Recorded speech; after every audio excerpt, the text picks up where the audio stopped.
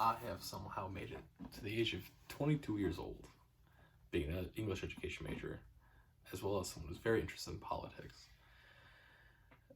This is the first time I've ever read a George Orwell piece. Specifically, today, I just finished George Orwell's Animal Farm. I mean, obviously it's a good read, right? And if your only experience reading Animal Farm has been middle school or like early high school, go read it again as an adult. I do highly recommend that.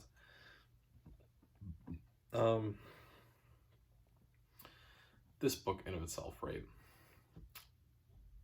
is a book that is like, people don't tend to see kind of this middle ground that Orwell takes. They either say, oh, it's bad to be a communist or it's bad to be a capitalist. And really what Orwell's saying is it's bad to be both, right? The entire crux of Orwell's argument here is that when you get people in power, people tend to abuse that power when they no longer have to work, right?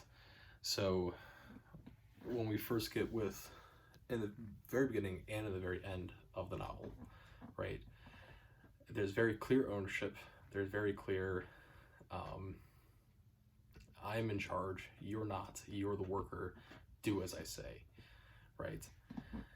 And then there's kind of this kind of middle part where up until that point, they think that the pigs are with everyone else, that they're part of this communal system.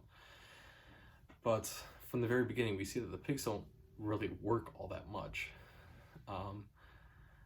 right? At the very beginning, right, when there's both Snowball and Napoleon, there's like a little bit of working going on, like physical labor and things, and Snowball is the one that really kind of pushes that. But as soon as Snowball's out of the picture, and none of the pigs work, right? There's like, they make reference to it once of like, they do like a little bit of the physical labor, they do like help pull some rocks every once in a while for the windmill, but like, that's it, right?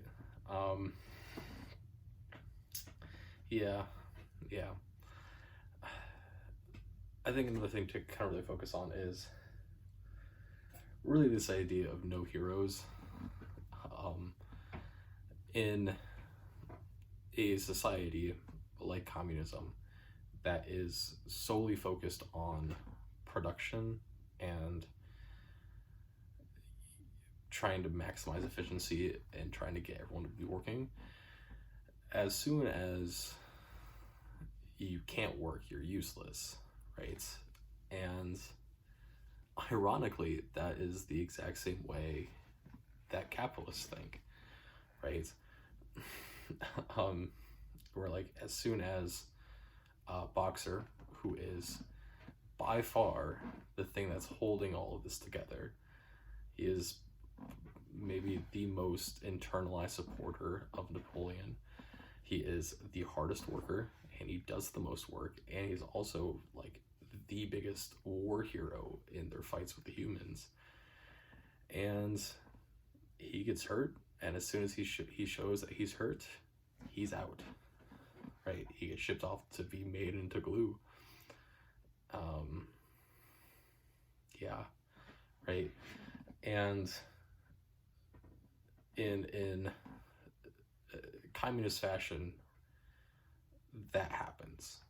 That's the thing that would happen, in which under communist rule, as soon as you were no longer useful and could not produce and help society, you were useless. The same thing goes for capitalism, where as soon as you cannot work, you are suddenly useless. And that's really kind of where this whole middle argument that George Orwell is really after is about, right? George Orwell is saying that you're all looking too favorably at communism, but you're also all looking too favorably at this other side of capitalism. Really what you're looking for, in a way that makes society function is in socialism, where we, pay and we work hard and we pay a lot in taxes and we give a lot of effort, but also like there is a little bit of separation between people, but everyone does their actual fair share of ideas and working in things, and we don't class ourselves based on stuff, right? So that's that. This book also gives like a really important idea as to why we teach English and why we teach like social studies in schools. Talking with people, those are the two biggest things that people like in America, that question of why is the public schools teaching this? Why are we doing this? This gives a perfect example why, right? The pigs make a somewhat attempt to teach literature, and in the novel, they say, oh, it was a rousing success because everyone got to read a little bit. But what ends up happening is that they read a little bit and then they're stuck there forever. They never get any further teaching in it. So, right, as everyone ages, they start kind of, and no one ever really reads the commandments. No one knows and understands when things are changing. They just think that they've forgotten all these little additional snippets of things, because the only people who can actually read are the pigs, right? And the same deal goes for like history, right? By the end of the novel, no one can remember what it was like before the revolution. No one can even remember what the early days of the revolution were like, because they can only remember what's here and now and what's happened in the past couple of years. No one has been teaching them, or they haven't been able to explore what a full history has been, and understanding that their situation hasn't actually improved at all, right? They think that their situation improved because the numbers keep going up that they're being read, and they think that things are improving because they think that what they're producing is going to them. But as we see in the very end, it's not. We've done a full circle in which we've gone from communism back into capitalism because someone has taken advantage of their position of power, right? Yeah. I think if you're really interested in kind of further exploring what Animal Farm and how all this actually works, is go watch a CGP Grey video. CGP Grey does a lot of really, really fascinating things in talking about kind of like these obscure or like theoretical ways of doing things. He has a video, I think it's called Rules for Rulers, which really talks through almost exactly what happens when Napoleon is put in charge, right? If you want to maintain rulership over an area, right, you have to make them think that they're smarter than they are. You have to make them think they have more options than they do, right? So what does Napoleon do? Well, all the farm animals get somewhat educated, but not educated enough to really understand when things are changing. They're just told to kind of agree to things. So no one understands when the rules are being slightly changed so that the pigs can do whatever they want. No one really understands when everything is kind of when all the commandments are taken down, and in its place it is all animals are treated equal, but some are more equal than others, right? No one can see that, no one can understand that. There's the sheep, which is, where we get kind of this modern day idea of being a sheep from. That just kind of repeats what they were taught to repeat, and they don't have an actual understanding of what that means. So at the beginning, it is 4 legs good, 2 legs bad. But once we get to the pigs are starting to become humans, well, then it becomes 4 legs good, 2 legs better, right? Which then falls in this idea of well, who's going to challenge them now? Because at this point, no one can ever remember what life was like beforehand, and no one can ever think about or like has the ability to overrule anything. Which then goes into one of the other points of CGP Gray's video, which is you have to take out any sort of competition. You have to.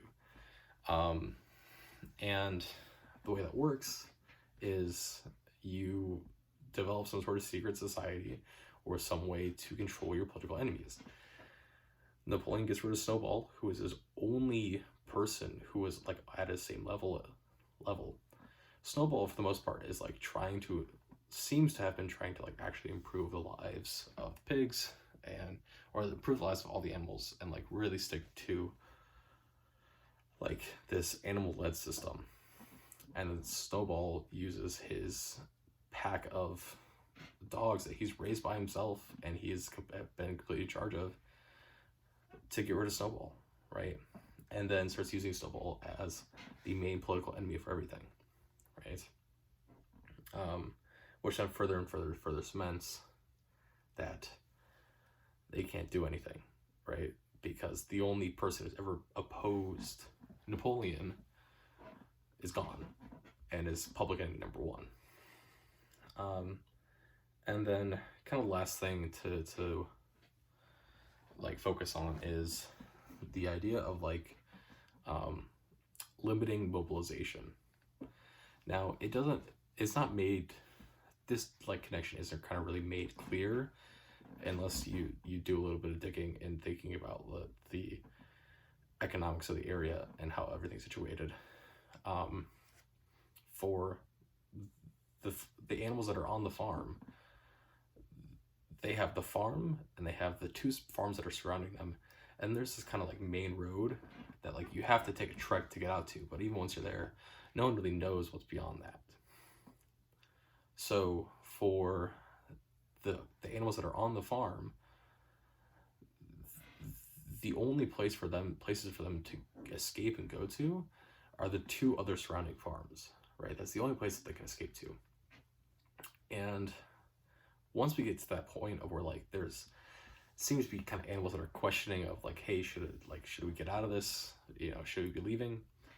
What Napoleon starts doing is playing this game of like, he's trying to sell like a pile of wood or something, and he keeps switching back and forth on which one he's going to be like create an alliance with, which one he's going to sell the wood to. Now what this does is it starts playing mind games of where the animals, even if they want to escape, wouldn't know which way to go and wouldn't know which way was safe, right? Because every day it switches on who's the good guy, who's the bad guy.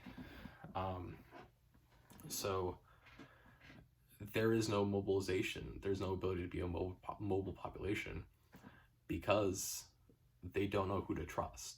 And because they don't know who to trust, they can't move, right? Yeah.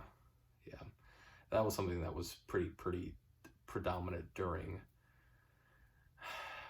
the Russian communism, where they more or less made it very, very hard to move people around. The education one, as far as I can remember, wasn't as big of a deal with communist Russia. What it really was a big deal with was Vietnam. I think it was Vietnam with Pol Pot, or was that Laos? I unfortunately can't remember which country Pol Pot was in. But the whole story of him executing everyone who had glasses, right? That's not because he had a thing against glasses. That's because if you could afford to get glasses, you could afford to get an education, or in some way you could be educated, right? And if you get rid of all of the educated people, right, and you get rid of all of the like background knowledge and background understanding of things, and then you can just implement new teachings, you have entire generations under your control, right? So yeah. Animal Farm, really good read. even if you've read it when you were in middle school or high school, do go read it again. It does not matter what side of the political spectrum you are on. Go read it again.